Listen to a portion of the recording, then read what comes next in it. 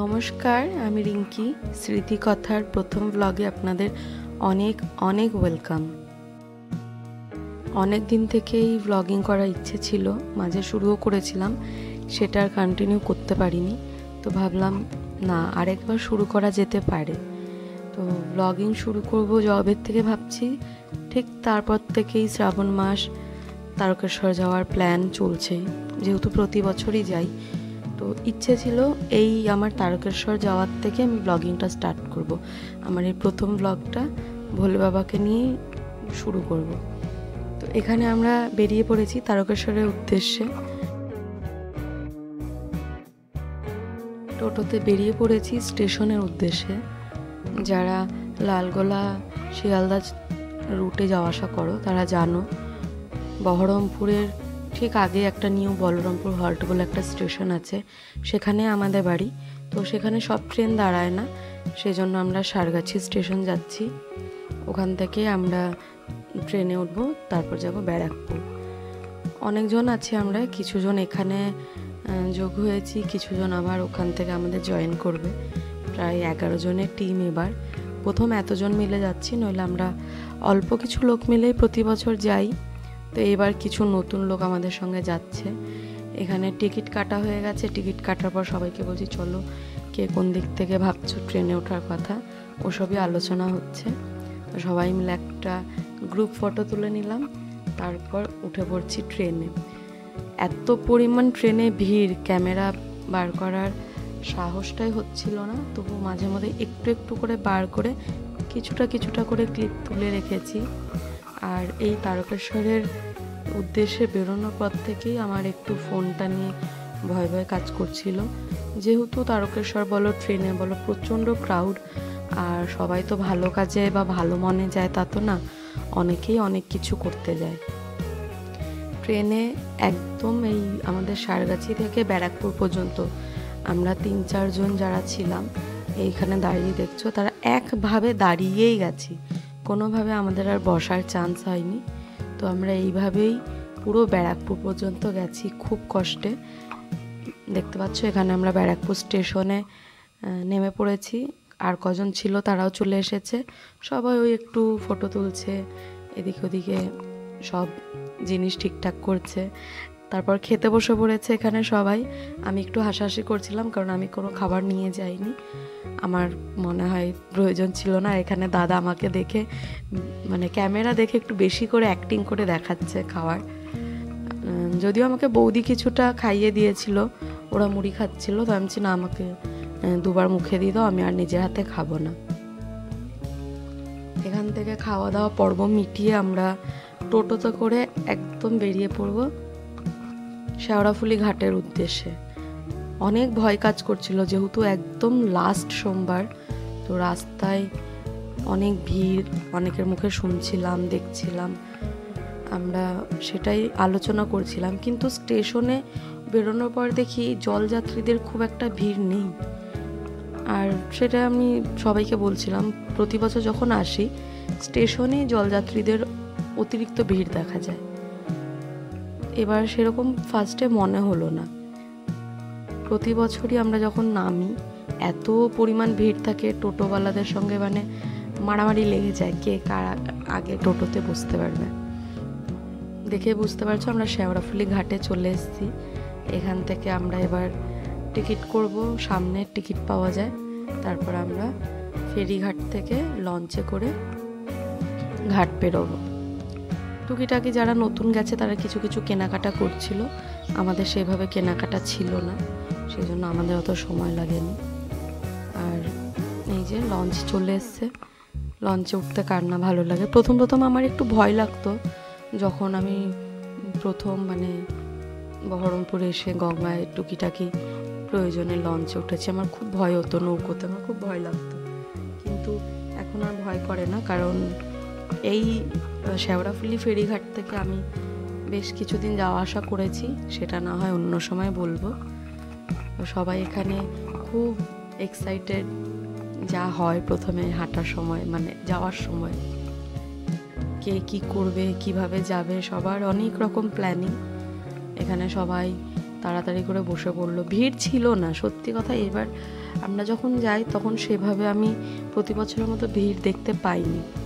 ইচ্ছা আছে এবার থেকে যখনই যাব লাস্টেই যাব। আর যারা নতুন গেছে তাদের কাছে এটাই মারাত্মক ভিড় লাগছিল, মানে ঘাটে বা রাস্তা যেগুলো দেখছিল। আর আমরা বারবার বলছিলাম এটা কোনো ভিড় না, এটা কিছুই ভিড় না, এর থেকে অনেক ভিড় হয়।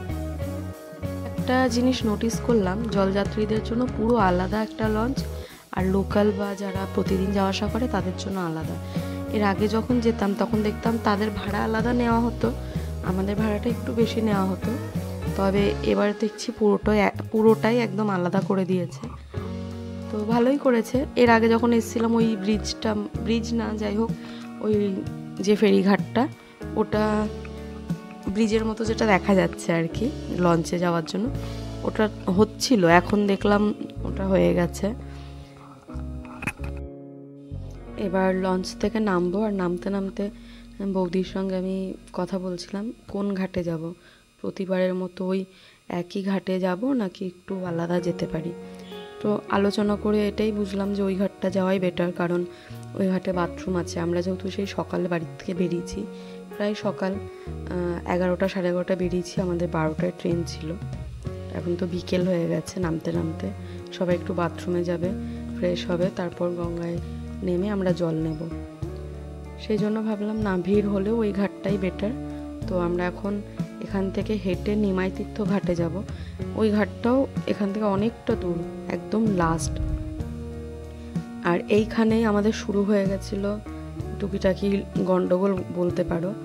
এটা কিনতে ঢুকছে তো ওটা কিনতে ঢুকছে, এ হারিয়ে যায় ও হারিয়ে যায়, এরকম শুরু হয়ে গেছিলো। বড় গ্রুপে এলে এই জিনিসটা খুব হয়, মানে একজন এলে আর একজনের খোঁজ থাকে না, এইভাবে করেই আর কি। এখন আমরা এক জায়গায় অনেকটা সময় দাঁড়িয়েছিলাম, আর বললাম আমাদের কিছু কেনাকাটা নেই। আমরা গত বছর যেগুলো কিনেছিলাম সেগুলোই আমাদের ছিল, সব রেখে দিয়েছিলাম। ঘাটে এসে বুঝতে পারলাম যে না, ভিড় কিছু কম না।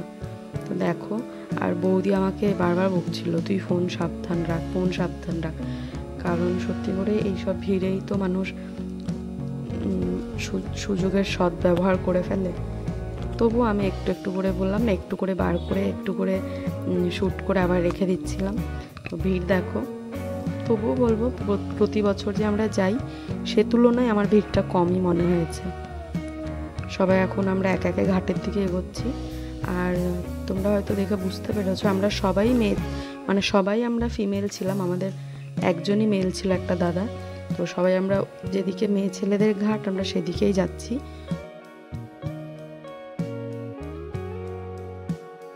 সবাই তো একসঙ্গে ঘাটে নামতে পারবো না, তো কজন ব্যাগ ধরবে, কজন নামবে। আমি নেমে পড়েছি ঘাটে, ওই দিক থেকে আমাদেরও কিছুজন, ওদের জল তোলা হয়ে গেছে। আমি একাই নামছি, সেইভাবে এখন আর ভয় লাগে না বললেই চলে। জল, আর এখানে ঘাটটা খুব ভালো, অসুবিধা নেই, সেজন্য আমি একাই নেমে পড়লাম। অন্য সময় একটু হাতটা ধরেই নামি। তো আমি একবার ডুবে জল নেওয়ার পরে আমাকে পাশের থেকে কাকিমা বললো আরেকবার ডুব দাও, দিয়ে আমি তো জল নিয়ে নিলাম। এবার এখানে আমি একটা বোতলেও জল ভরে নেব, কারণ আমরা তো বাঁক নিই না যে কজন যাই, আর এই ঘটগুলো থেকে না জল সব পড়ে যায় আর পিঠ পুরো ভিজে যায়। সেজন্য আমরা বোতলে জল নেব। কিছুটা যেই ঘটে জল দেখছো, এই জলটা সামনে যে ডাকাতকালী মন্দির পড়বে সেখানে ঢেলে দেবো, তারপরে ওই মন্দিরটা একটু অল্প রাস্তাতে, মানে কিছুটা যে, আর বোতলের জলটাই সারা রাস্তা নিয়ে যাব। ঘরটা ফাঁকা থাকবে, যখন যেখানে ঢালবো ঘটে ঢেলে ঢেলে সব জায়গায় এই যেখানে যেখানে জল দেব তখন ওই ঘটে ঢেলে ঢেলেই দেব। বেরিয়ে পড়েছি ঘাট থেকে।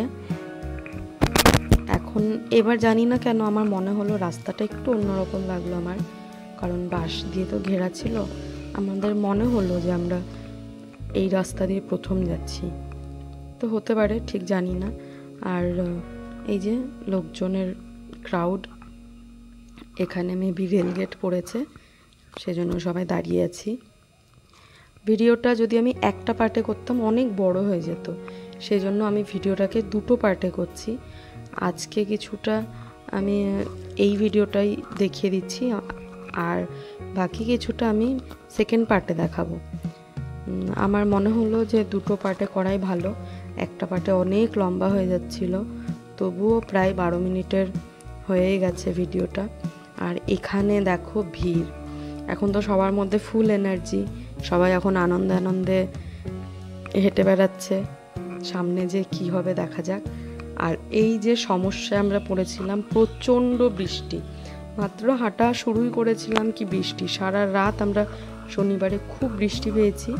আর বৃষ্টিতে ভিজে ভিজে আমাদের হাঁটাটা উচিত মনে হয়নি, ব্যাগ ছিল, সঙ্গে ফোন ছিল, কিছু জিনিস ছিল, সেগুলোও ভিজে যাবে। আর নিজেও সারা রাত এভাবে ভিজে ভিজে আমরা যাইনি, তো যেখানে যেখানে বৃষ্টি পেয়েছি আমরা একটু ওয়েট করেছি। আর এই দেখো, এবার আমরা এখান থেকে একদম সোজা ডাকাতকালী যাব। ডাকাতকালীতে জল ঢালার পরে তারপরে আমরা কিছুটা রেস্ট করব। আমরা প্রতি বছর এভাবেই যাই, ডাকাতকালীটা আমাদের প্রথম ডেস্টিনেশন। ওখানে জল দেওয়ার পরে আমরা টানা কিছুক্ষণ রেস্ট নিয়ে তারপর আবার বেরিয়ে পড়ি। তো এই ভিডিওটা আজকে এই পর্যন্তই, এর সেকেন্ড পার্ট আসছে খুব তাড়াতাড়ি, তোমরা অবশ্যই ভিডিওটা